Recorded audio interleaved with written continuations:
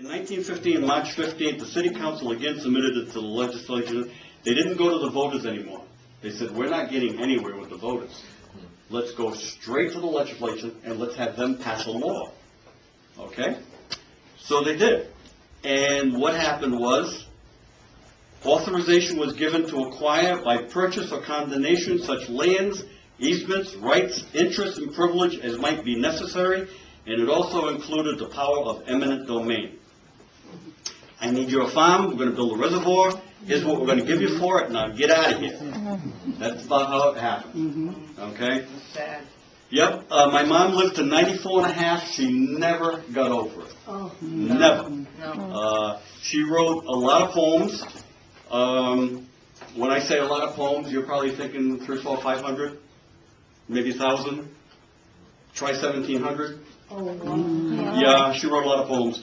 And her attitude never changes amongst the poems.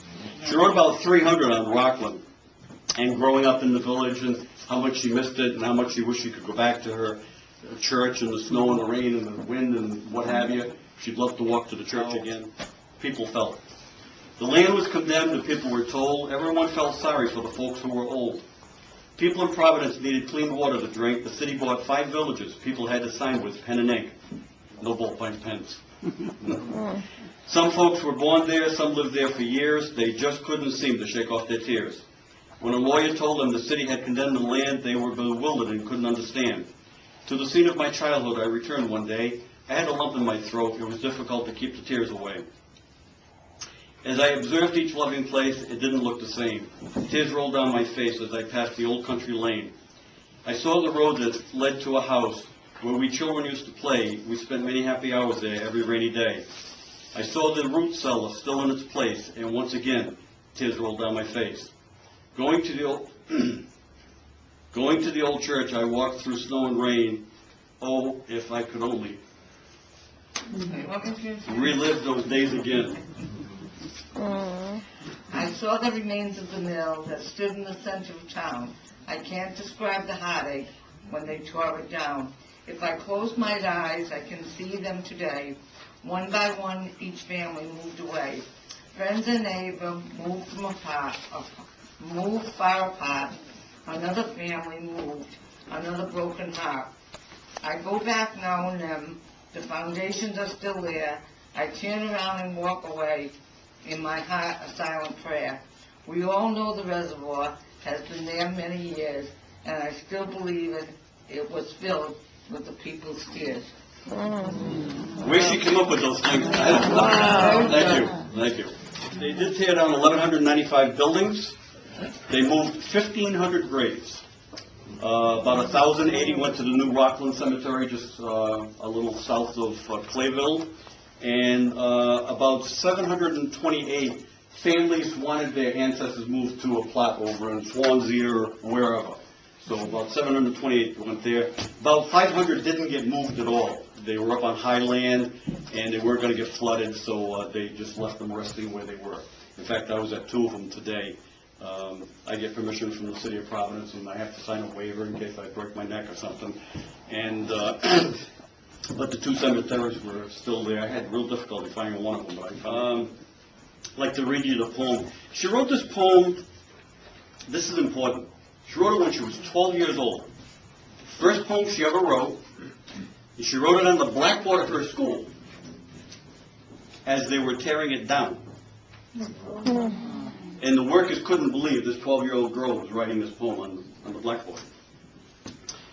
Sometimes I choke up on these things, bear with me if I do. It was a very sad day when we were told they were building a reservoir and our school would be sold. A man came one day, nailed up a sign for all to see. The sign read, "Condemned." It meant heartbreak for me. It was then we were told as an auctioneer would come one day to auction off the old schoolhouse to tear it down and take it away. Then the day arrived. The auction took place. The people began to bid. Tears rolled down my face. Going, going, gone, the auctioneer cried, and on that fateful day, something within me died. Thank you. The old schoolhouse in Rockland now is used no more. We hear no more footsteps walk across the floor. I'll come back now and then to reminisce and see, but the old schoolhouse at Rockland will be just a memory. Very good. Excellent. The thing you gotta realize is she lived it. And she wrote just the way she felt. And she's had a lot of poetry published.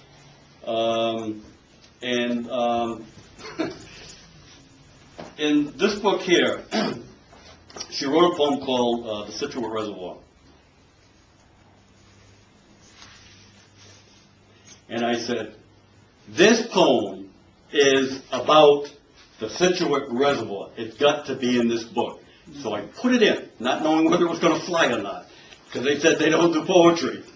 And I also, as you go through it, you'll see places like, under this picture it says, the following verses are from the old white church by Helen Larson, and I give a couple of verses.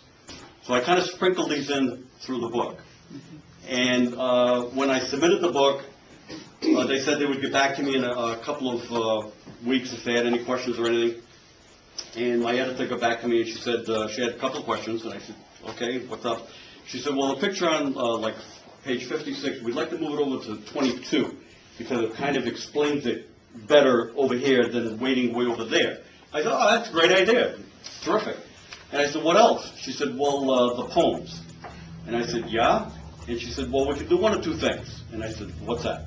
She said, well, we can eliminate them. I said, or? She said, we have to give the title of the poem and we have to give the author. I said, no problem. I went back through the whole book. I knew exactly where the verses, what poems they came from, and titled them and credited her and what have you. And I did the same thing in the other book, and I've done the same thing in the West Warwick book, and I'm doing the same thing in the Foster book I'm working on now. So far they're flying. Worked in the mill, you shopped in the mill store, and you came home. And that was your world. Once in a blue moon, you may take a trolley to Providence. That was like a big thing, okay? If you had the money to do it. But that was their world. So you weren't just taking their house or their farm. You were taking their world. You're taking their employment. You're knocking down their mill. Like, you know, it's amazing. Called The Villages. Now, she wrote this one in 1999 when she was 88 years old. Let's see if her attitude changes. One day a man from the city came to our village to say they had bought all the buildings to be torn down and the lumber to be taken away. Oh, the heartache and sorrow when they heard him say that they were going to lose their home someday. Some of the people were crying. They didn't know where to go. They had lived there all their lives and were heartbroken that it was so. Soon the buildings were sold and the tearing down started too. And you could never know the pain unless it happened to you. One by one, our neighbors moved away. Oh, when I think of that dreadful day. Oh, if only it hadn't happened, and I was living there once more, just to live in the same old house that I lived in before. Never changed it. You can read all 123 of them. Every channel they built here, then when they dammed it, they forced it into the channel to come underneath the center of the dam. This was October 29, 1925. All the villages are gone. They actually cleared the land. They computed where, probably not with computers, but they figured out where the flow line would be when it was filled up, where the flow line would end up going. And they cut all the trees down 200 feet beyond that, pulled all the stumps out, and we're talking by mules and horses and chains and what have you, and backhoes and stuff. And then they planted the pines all the way around the whole entire reservoir. All right? So that was October.